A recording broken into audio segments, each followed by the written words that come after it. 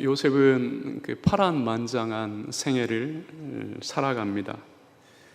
요셉은 17세에 꿈을 꾸고 그 꿈이 역사적 현실로 이루어지기까지 고난의 연속인 인생을 살아갑니다. 요셉의 의지와 상관없이 하나님이 이끌어 가신 것이죠. 하나님은 요셉이 꾼 꿈을 역사적 실체로 드러내기까지 인생이 결코 알 수 없는 방식으로 요셉을 훈련시키시고 또 연단시키신 것입니다. 그리고 하나님은 자신이 계획하신 일을 이루십니다.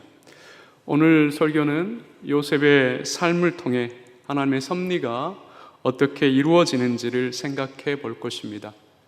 한 인생의 길을 정하시고 행하시는 하나님이 어떻게 일하시는지를 생각해 보려는 것입니다. 하나님을 신뢰하며 사는 인생의 복된 삶을 확인할 수 있을 것입니다.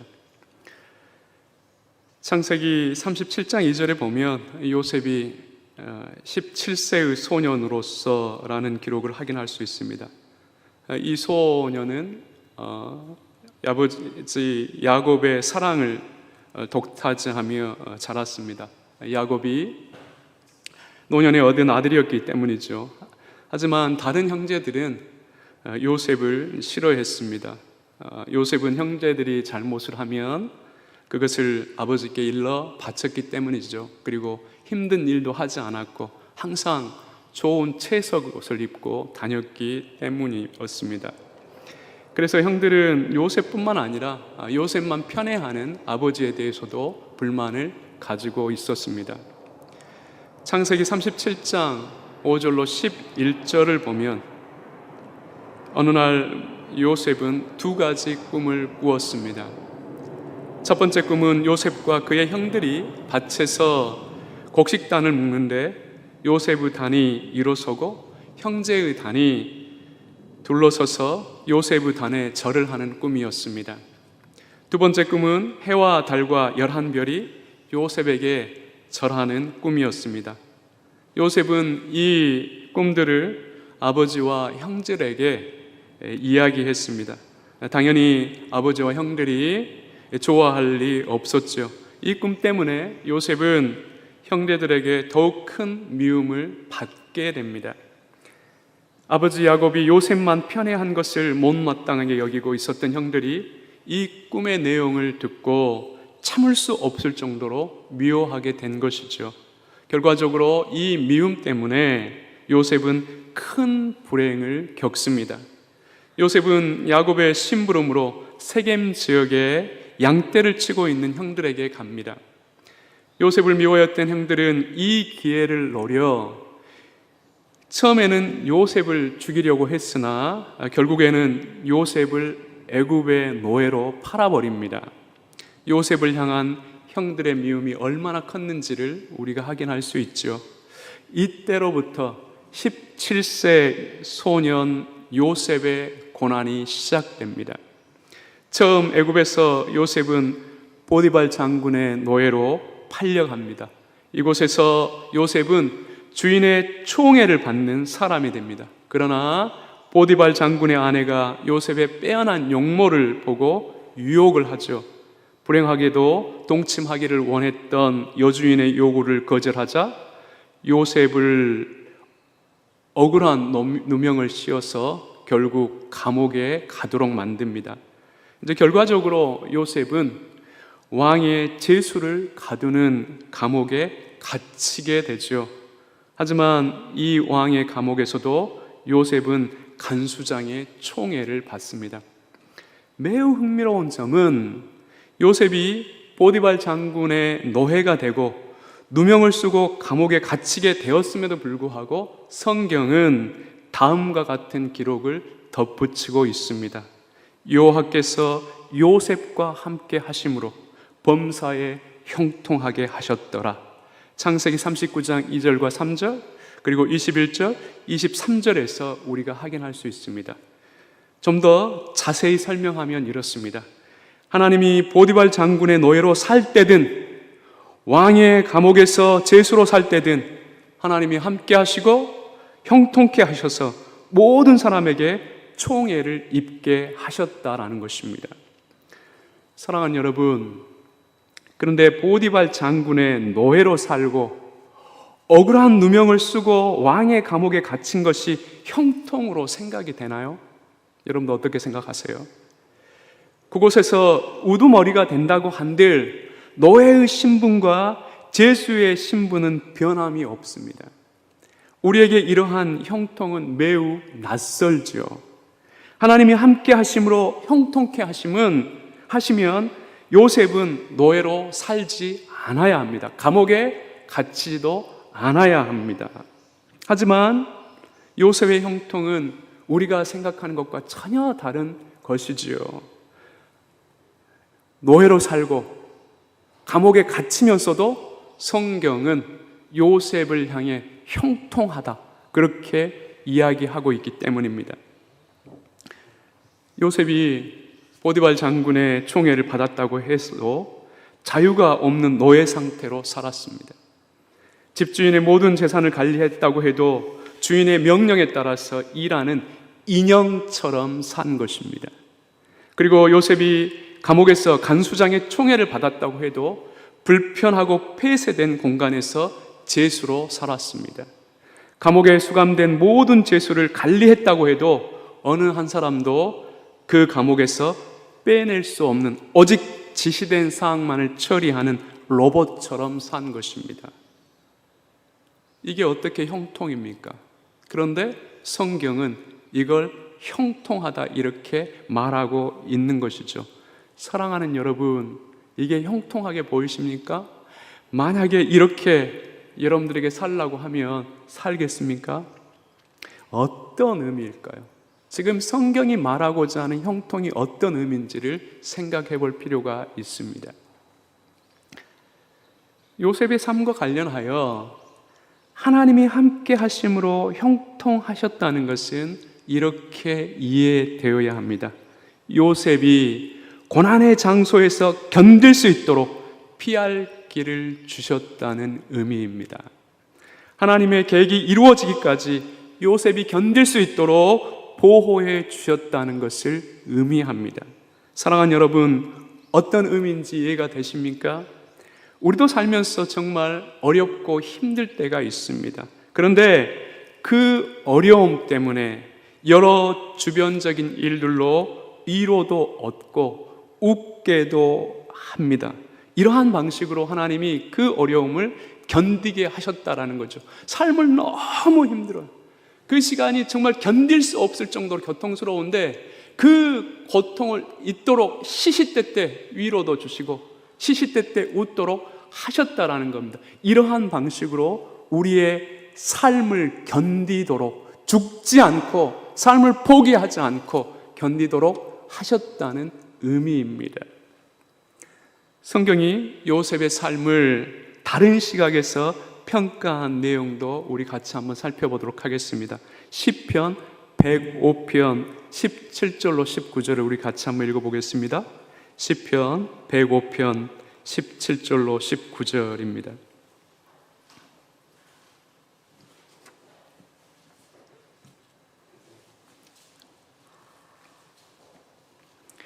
같이 한번 읽어보죠. 한 사람을 앞서 보내셨으며 요셉이 종으로 팔렸도다. 그 발이 착고에 상하며 그 몸이 쇠사슬에 매었으니 곧 여호와의 말씀이 응할 때까지라. 그 말씀이 저를 단련하였도다. 18절의 그 몸은 어혼적으로 그의 영혼으로 번역될 수 있습니다. 이렇게 볼 때 요셉은 단순히 육체적 고통만 아니라 극심한 영혼의 고통도 겪었음을 알게 합니다. 요셉은 극도의 고난과 수치 속에서 노예와 제수로 생활했다라는 것을 확인시켜 주는 것이죠. 사랑하는 여러분, 요셉이 형통 속에서 보디발 장군의 집과 왕의 감옥에서 총애를 받았다고 하는 것은 힘든 것이 없고 호강하며 살았다는 의미가 아닙니다. 만약 이러한 형통이라도 없으면 살아갈 이유를 찾지 못하기 때문에 삶을 포기하지 않도록 하나님이 은혜를 베푸신 것입니다. 견딜 수 있도록, 그 고난을 이겨낼 수 있도록 하나님께서 은혜를 베푸신 것이지요. 요셉이 고통과 수치 속에서 자신을 자학하지 않고 하나님을 원망하지 않도록 하기 위해서 견딜 힘을 주셨다라는 의미입니다. 하나님의 말씀이 성취되기까지 요셉이 삶을 견뎌갈 수 있도록 하나님이 보호해 주셨다라는 의미입니다. 이러한 형통으로 요셉이 노예로 살면서도 그 현실을 견디고 감옥에 갇혀 있으면서도 그 현실을 견딜 수 있게 하신 것입니다. 이 삶이 하나님께 은혜를 입은 요셉의 모습이었습니다. 우리의 현실 속에서도 하나님의 은혜는 이렇게 작용될 것입니다. 어떤 일들은 매우 힘들고 아픕니다. 정말 견딜 수 없을 정도로, 차라리 내가 이 땅에 태어나지 않았으면, 차라리 내가 빨리 죽었으면 하늘 정도로 힘든 일을 경험할 때가 있습니다. 때로 수치를 당하기도 하죠. 하지만 이러한 고통스러운 일들만 우리의 삶에 있는 것은 아닙니다. 그 고통스러운 현실 안에도 시시때때 웃을 수 있고 시시때때 위로를 받는 일들이 있는 것입니다. 다른 사람이 보기에는 너무도 힘들고 너무도 고통스러운데 그 사건 속에서도 여러 주변의 일들로 웃게도 하고 또 위로도 얻게 하여 그 고난의 때를 견디도록 하시는 것입니다. 이게 형통입니다. 사랑하는 여러분, 교회를 섬길 때도 마찬가지죠. 하나님이 함께 하시고 형통한다고 해도, 우리가 하나님의 은혜 가운데 있다고 해도 우리는 늘 웃으면서 교회를 섬길 수 있는 게 아닙니다. 때로 어려움을 겪습니다. 때로 그만두고 싶을 때가 많습니다. 하지만 여러 주변들 일로 웃게 하시고 위로를 얻게 하시기 때문에 견디면서 교회를 섬기는 것입니다. 만약 교회의 섬김을 기쁨으로만 한다고 하면 그 사람은 인격적 존재가 아니라 인격이 없는 인형이거나 로봇일 것입니다. 이렇게 볼 때 삶의 고난과 수치 속에서도 우리의 삶이 여전히 유지되게 하는 것이 하나님이 우리에게 허락하시는 형통입니다. 우리가 겪는 때로 기쁘고 때로 슬픈 일들을 통해 하나님은 한편으로 우리에게 숨겨진 아주 먼 훗날에 이해할 수 있는 궁극적인 계획을 이루어 가십니다. 물론 우리가 천국에 가서야 이해할 수 있는 일들도 있을 것입니다. 그리고 다른 한편으로 우리 각 개인을 향한 구원의 목적을 이루어 가시는 것입니다. 구원은 단순히 천국에 가는 것만을 의미하지 않습니다. 하나님의 자녀로 우리가 하나님의 형상에 이르기까지 자라는 것, 하나님의 나라를 위해 헌신하는 것, 이웃의 유익을 위해 선한 마음을 갖는 것 등도 우리의 구원이 완성되는 과정에 포함되는 요소들입니다. 천국은 이러한 정기한 삶의 위로요, 이러한 삶이 헛되지 않다는 것에 대한 보증으로 주어지는 것입니다. 감옥 속에서 10년이 지났을 때 요셉은 바로의 꿈을 해석하면서 갑자기 삶의 운명이 바뀝니다. 감옥에 갇힌 요셉은 애굽 왕의 술 맡은 간원장과 떡 맡은 간원장의 꿈을 해석해 주지요. 이 사건이 인연이 되어 바로가 2가지 이상한 꿈을 꾸었을 때 술 맡은 간원장이 그 꿈 해석을 위해 요셉을 바로에게 추천합니다. 요셉은 애굽의 점술가들과 현인들도 풀지 못한 바로의 꿈을 해석하죠. 오늘 읽은 본문입니다. 바로의 2가지 꿈은 다음과 같습니다. 먼저 살찌고 아름다운 안소 7마리가 나일강에서 풀을 뚫고 있을 때 파리하고 흉한 소 7마리가 나타나서 그 살찐 암소 7마리를 먹어버린 꿈입니다. 다음으로 한 줄기에서 좋은 7 이삭이 나왔을 때 가늘고 동풍에 마른 7 이삭이 나타나서 그 좋은 7 이삭을 삼켜버리는 꿈이었습니다. 바로의 꿈을 듣고 요셉은 곧바로 해석을 합니다. 7 좋은 암소와 7 이삭은 7년간의 풍년이요, 파리하고 흉한 7소와 동풍에 말라 속이 빈 7 이삭은 7년간의 흉년이라고 해석합니다. 애굽 땅에 큰 풍년이 7년간 계속되고 곧이어 그 풍년을 기억하지 못할 정도로 흉년이 7년간 유지될 것이라고 이야기합니다. 특별히 요셉은 바로의 꿈을 해석하면서 그 꿈은 하나님이 앞으로 일어날 사건을 미리 보이신 것으로 설명합니다. 창세기 41장 25절에 하나님이 그가 하실 일을 바로에게 보이심이니이다. 그리고 바로가 2가지 꿈을 꾼 것은 하나님이 그 일을 정하시고 반드시 행하실 것이라는 의미로 이해시키십니다. 창세기 41장 32절에 하나님이 이 일을 정하셨습니다. 하나님이 속히 행하시리니, 이렇게 기록되어 있죠.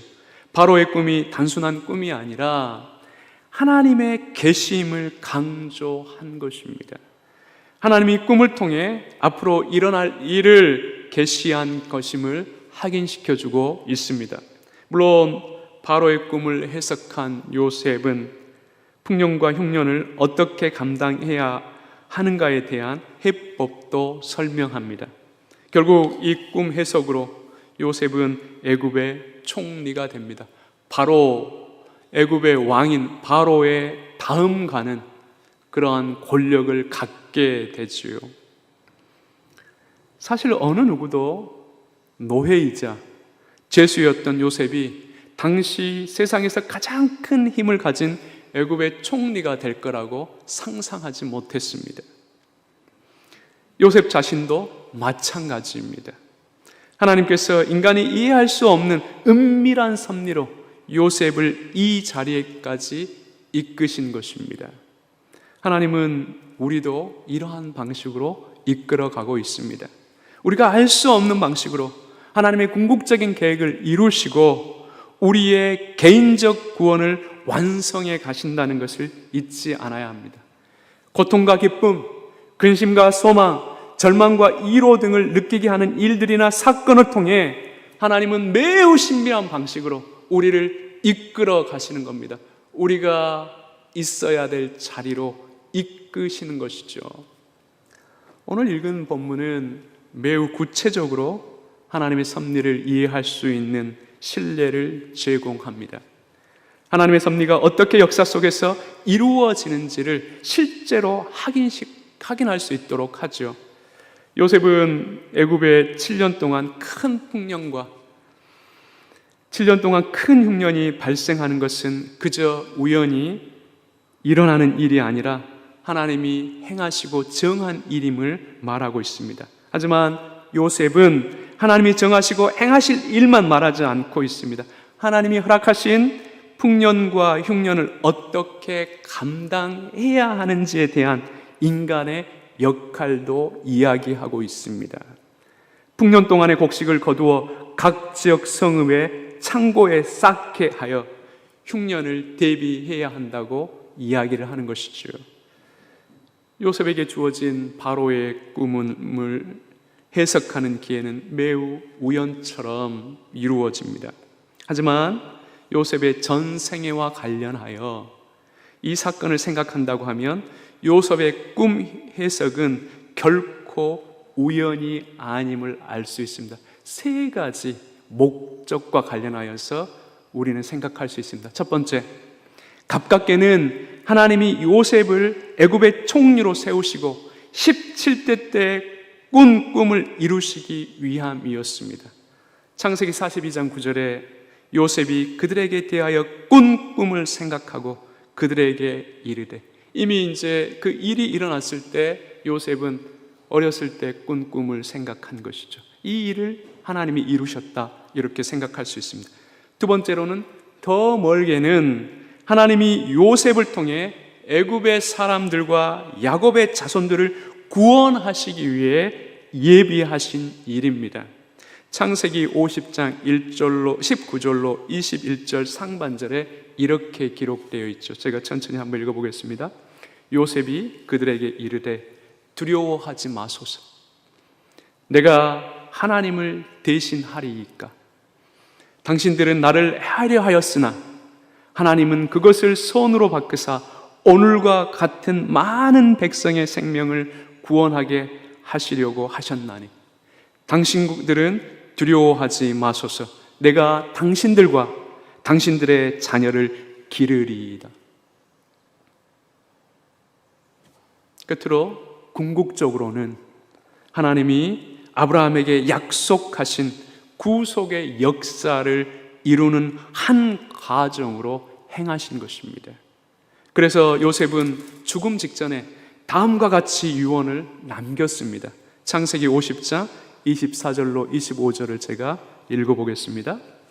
요셉이 그의 형제들에게 이르되 나는 죽을 것이나 하나님이 당신들을 돌보시고 당신들을 이 땅에서 인도하여 내사 아브라함과 이삭과 야곱에게 맹세하신 땅에 이르게 하시리라 하고, 요셉이 또 이스라엘 자손에게 맹세시켜 이르기를 하나님이 반드시 당신들을 돌보시리니 당신들은 여기에서 내 해골을 메고 올라가겠다 하라 하였더라. 요셉이 고난을 겪으며 바로의 꿈을 해석하여 애굽의 총리가 된 것은 예수 그리스도를 통해서 이루어질 구속을 이루는 한 역사적 사건으로 이해될 수 있다라는 겁니다. 이런 삼중적 목적을 가지고 있는 것입니다. 이렇게 볼 때 요셉이 겪은 모든 일들, 즉 애굽의 노예로 팔리고 감옥에 가고 감옥에서 술 맡은 간원장을 만나고 그 간원장의 소개로 바로의 꿈을 해석하고 그 일로 애굽의 총리가 된 것은 하나님의 섭리 속에서 예비된 것임을 알 수 있습니다. 한 사건은 다른 사건과 연결되어 있고 결국 그 사건들이 합력하여 하나님이 정하신 일들을 성취하신다는 것을 우리에게 확인시켜 줍니다. 사랑하는 여러분, 이 사실은 우리에게 무엇을 교훈해 줄까요? 성도가 일상에서 겪는 일이나 사건과 관련하여 한 개인에게는 고난과 혹은 고통일 수 있으나 그 일이나 사건을 통해 하나님이 성취하시고자 하는 계획 혹은 성취하시고자 하는 일이 있다라는 사실입니다. 그래서 우리가 경험하는 일이나 사건을 넘어 그것을 통해서 일하시는 하나님을 볼 수 있어야 합니다. 그것을 넘어서 일하시는 하나님을 기대하고 신뢰할 수 있어야 하는 것이지요. 때로 자존심이 상하고 실패하는 일들을 통해, 때로 기뻐하고 감격하는 일을 통해 하나님이 우리를 향해 계획하시고 성취하시고자 하는 목적 혹은 일들이 있다라는 사실입니다. 우리 자신과 관련된 모든 일이나 주변에서 일어나는 모든 사건과 관련해 이 시각을 놓쳐서는 안 됩니다. 눈앞에서 인간이 도저히 이해할 수 없는 일이 일어났다고 해도 결국 그 일을 통해 하나님이 이루시고자 하는 것이 있음을 의심하지 않아야 합니다. 이 믿음의 시각을 가진 사람이 하나님의 섭리를 믿는 사람입니다. 이 때문에 성도는 아무리 큰 일을 경험했다고 해도 그 일이 슬픔이든 기쁨이든 그 일에 인생의 전 가치를 부여하지 않습니다. 다만 성도는 하나님이 계획하신 역사를 믿음의 눈으로 직시하며 하나님이 주신 삶의 현실을 진실하게 살아갈 뿐입니다. 당연히 삶의 현실에 지나치게 집착하지도 않습니다. 아무리 수고한 일이라고 해도 그 일의 결과가 어떠하든 그것 역시도 하나님께서 주신 줄 알고 품고 살아가는 것입니다. 그래서 성도는 고난이 있을 때 그 순간이 아무리 고통스러울지라도 그 고난도 하나님이 허락하신 연단인 줄 알고 삶을 원망하거나 삶을 포기하지 않고 견뎌내는 것입니다. 수치를 견뎌내고 아픔을 견뎌내고 고통을 견뎌내며 살아가는 것입니다. 이와 반대로 성도는 영광이 있을 때 그것이 주는 기쁨이 아무리 클지라도 그 영광 역시도 하나님이 허락하신 위로인 줄 알고 교만한 마음을 갖지 않은 것입니다. 그것을 잘 선용하기 위해서 고민하고 애쓰는 것입니다. 우리의 이웃을 살피고 주변을 살피면서 하나님의 선하신 뜻을 이루는데 관심을 갖는 것입니다. 우리가 겪는 모든 일이 우리의 개인적 구원과 하나님의 궁극적인 목적을 완성하는 작은 조각들이라고 할 때 우리는 다음과 같은 실천적 질문을 할 수 있습니다. 하나님의 섭리 안에서 살아가는 인간의 역할은 무엇인가? 물론 여기에서 말하는 인간의 역할은 하나님의 통치 밖에서 인간 스스로가 감당할 수 있는 어떤 능력을 의미하지 않습니다. 하나님의 은혜 안에서 성도가 성령의 도우심 가운데 감당하는 삶의 실천을 말합니다. 혹은 의지적 판단과 결단을 말하는 것이죠. 하나님은 자신이 정하시고 행하신 것을 섭리해 나가실 때 인간을 로봇이나 인형처럼 다루시며 일하지 않습니다. 하나님의 뜻을 생각하고 판단하며 행동하는 인격적 주체로 인간을 존중하면서 일하신다는 것을 잊지 않아야 합니다. 이 때문에 요셉은 보디발의 집에서 노예로 살 때든 감옥에서 죄수로 살 때든 하나님 앞에서 살아가고 있다는 분명한 의식을 가지고 있었습니다. 정직과 성식을 다했으며 하나님이 싫어하는 죄를 짓지 않기 위해 온 마음을 다했습니다. 그리고 바로의 꿈을 해석할 때도 요셉은 풍년과 흉년의 때를 하나님이 정하시고 행하시기 때문에 인간이 할 수 있는 것은 아무것도 없다 이렇게 말하지 않았습니다. 흉년의 때를 극복하기 위해 인간이 준비해야 할 일이 있다고 말합니다. 이렇게 볼 때 하나님의 섭리를 믿는 사람이 살아가는 분명한 삶의 태도가 있다는 것을 우리가 알 수 있습니다. 결국 구체적으로 먼저 우리는 앞으로 일어날 일에 대해 아무것도 알 수는 없으나 하나님의 섭리를 믿는 사람으로서 어떤 일이나 사건을 경험하든 하나님 앞에 살아가고 있다는 의식을 놓쳐서는 안 됩니다. 삶이 억울하고 도저히 이해되지 않는 현실 속에서도 하나님이 기뻐하시는 선한 마음과 의로움을 잃지 않아야 합니다. 한 실례로 보디발 장군의 아내가 요셉을 유혹했을 때 요셉은 이렇게 고백을 했습니다.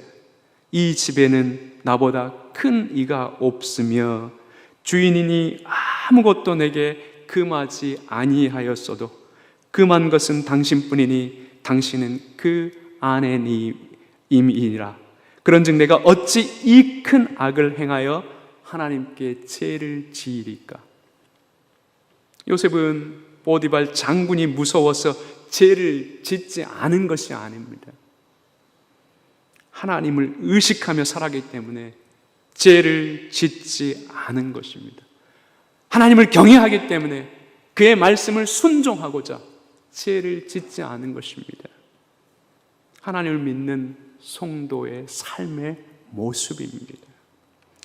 하나님을 더욱 의지하고 인생의 모든 가치를 하나님께 두는 일을 쉬지 않아야 합니다. 이게 섭리를 믿는 자의 모습입니다. 다음으로 하나님의 섭리를 믿는 자는 우리의 삶 속에서 발생하는 다양한 일들과 사건들과 관련하여 예비하고 반응하며 실천하며 살아간다는 것을 알아야 합니다. 하나님이 우리로 하여금 생각하고 배우며 판단하면서 살게 하신 것은 우리의 삶 속에서 일하는 일과 사건들에 대해 예비하고 반응하며 실천하며 살도록 하기 위함입니다. 하나님의 섭리는 수단 없이 이루어지기도 하지만 이와 동시에 반드시 수단을 통해서도 시행된다는 것을 알아야 합니다. 한 실례로 애굽에서 일어난 풍년과 가뭄은 요셉도 어떻게 할 수는 없었습니다. 하지만 요셉은 풍년의 때와 가뭄의 때를 어떻게 준비해야 되는지를 잘 알고 있었습니다. 풍년의 때는 가뭄의 때를 위해 곡식을 저장해 대비한 것입니다. 가뭄의 때는 국가의 질서를 더욱 견고히 세우고 굶주린 사람들을 위한 정책을 세웠습니다. 요셉은 눈앞에서 일어나는 일들에 대해 그냥 있지 않은 것이죠. 요셉은 어떤 일이든 예비하고 반응하며 실천하면서 살아간 것입니다. 그러므로 어떤 일이나 사건이 우리 눈앞에 펼쳐지든 우리는 불의에 맞서고 고통을 이겨내며 정상적 삶의 회복을 위해 영적인 싸움을 포기해서는 안 됩니다. 성도는 모든 일 앞에서 하나님의 섭리를 믿고 아주 치열하게 살아가야 합니다. 예비하고 반응하며 실천하며 살아가야 하는 것입니다. 하나님의 은혜를 잘못 이해하면 신자들은 너무도 무력하고 소극적이고 아무것도 하지 않고 살아갈 수 있습니다. 이것은 하나님의 은혜에 대한 애곡이고 오용임을 알아야 합니다. 이제 정리하겠습니다. 요셉이 자신을 애굽의 노예로 판 형들에 대해 억울해하지 않는 것은 바로 이러한 하나님의 섭리를 깨달았기 때문입니다. 긴 삶의 고통과 수치를 통해 지금 일어난 현실을 예비하신 줄 안 것입니다. 처음에는 몰랐지만 시간의 흐름 속에서 그리고 어떤 사건을 접했을 때 이것은 하나님이 예비하신 길이구나, 이것을 깨달았다는 것이죠. 그래서 요셉은 자신의 억울했던 삶을 원망하지 않았습니다. 자신의 삶을 시궁창에 빠뜨린 형들이나 다른 사람들을 미워하지 않은 것이지요. 당신들이 나를 이곳에 팔았다고 해서 근심하지 마소서, 한탄하지 마소서. 하나님이 생명을 구원하시려고 나를 당신들보다 먼저 보내셨나이다. 그런즉 나를 이리로 보낸 이는 당신들이 아니요 하나님이시라. 하나님이 나를 바로에게 아버지로 삼으시고 그 온 집의 주로 삼으시며 애굽 온 땅의 통치자로 삼으셨나이다. 우리는 섭리를 깨달은 요셉을 통해서 이러한 고백을 들을 수 있는 것입니다.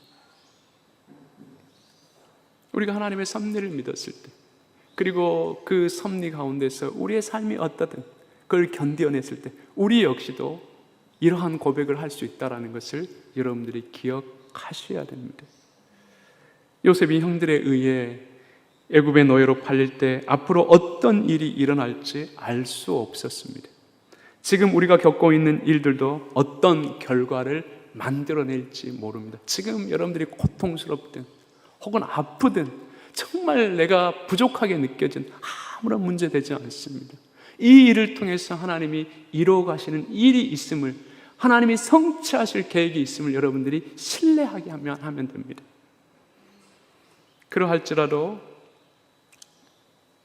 우리는 하나님의 존재와 섭리를 믿는 사람들로 살아가기 때문에 여러분들, 하나님이 우리를 향해서 어떤 결과를 낼지를 기대하는 마음으로 살아가야 합니다. 기대하는 마음으로 그 일에 임해야 됩니다. 그 고통스러운 자리, 아픈 현실에서도 하나님의 뜻을 이루고자 하는 자세로 그 현실을 견뎌내야 하는 것입니다. 그래서 우리는 일의 결과와 상관없이 매 순간 오늘이라는 하루를 하나님이 기뻐하시는 뜻에 따라 선함과 의로움과 진실함으로 살아가야 하는 것입니다. 결국 하나님의 섭리를 인정한다는 것은 우리를 창조하시고 세상을 통치하시는 하나님께 우리의 전 인생을 의탁하는 것을 말합니다.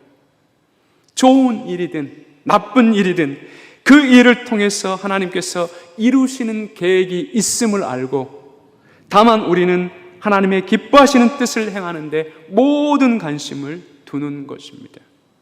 하나님이 우리를 향해 정하신 일을 반드시 이루시고 행하실 것입니다. 세상에서 감당해야 할 삶의 책임은 예민한 채 오직 종교적 형식과 요행주의적인 기도에만 열심을 두며 현실 도피적인 인생을 살아가는 것은 하나님의 섭리를 인정하는 참된 신앙의 걸음이 아닙니다. 참된 구원의 신앙은 고통스러운 현실도 하나님의 섭리 속에서 허락하신 줄 알고 그 현실을 품고 충성스러운 청지기로서 살아간다는 것을 결코 잊지 않으셔야 합니다. 이 은혜가 여러분들 삶에 충만하시기를 주의 이름으로 축원합니다. 기도하겠습니다. 아버지 하나님, 요셉의 생애를 통해서 하나님의 섭리가 어떠한지를 살폈습니다. 요셉이 살아가는 삶의 모습이 있고 지금 우리가 살아가는 모습이 있습니다. 그 시대와 우리 시대가 다르다고 해도 여전히 하나님은 살아계시고 또한 여전히 하나님은 역사하시기 때문에 요셉을 이끄셨던 그 섭리의 방식으로 지금 우리도 이끄심을 저희가 신뢰하고 고백합니다. 주님, 이 확신 속에서 우리의 현실이 지금 어떠하든지 낭만치 않게 하시고 우리가 수치를 겪을지라도 그것 때문에 분노하지 않게 하시고 우리가 지금 어려움을 겪을지라도 그것 때문에 좌절하지 않고 이 일을 통해서 하나님이 뜻하시고 계획하심이 있는 줄 알고 인내하고 견디고 참아낼 수 있도록 주님 은혜를 베풀어 주옵소서. 그리고 그 가운데서 하나님의 영광과 우리를 향한 하나님의 그 일의 성취를 보게 하여 주옵소서. 항상 이 은혜를 누리며 사는 우리의 복된 걸음이 될 수 있도록 선히 인도하여 주시길 간구합니다. 감사드리며 우리 주 예수 그리스도의 이름으로 기도드리옵나이다. 아멘.